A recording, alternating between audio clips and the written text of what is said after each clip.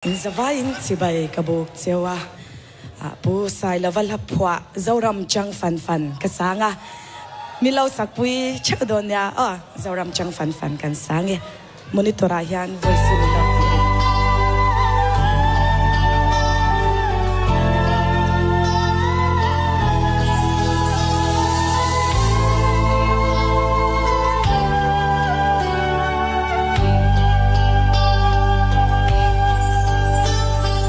Don changi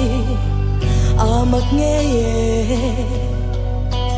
kan zoram nun sia reng hi o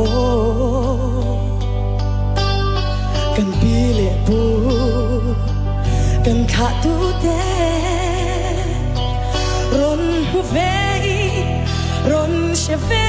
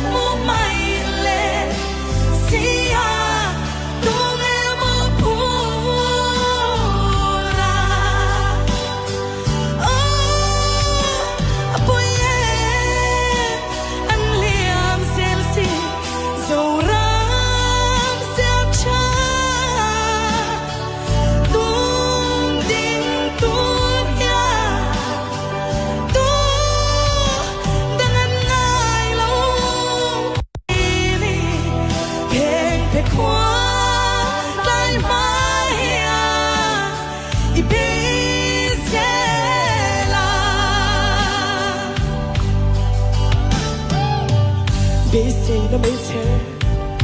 thì chết tôi thêm ala zora din thar tu ya tu ko ta nghe in nga ta ka tu ne na nghe in lan ta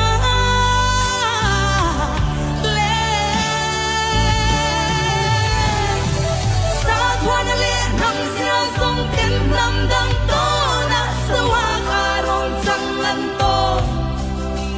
meg lai yan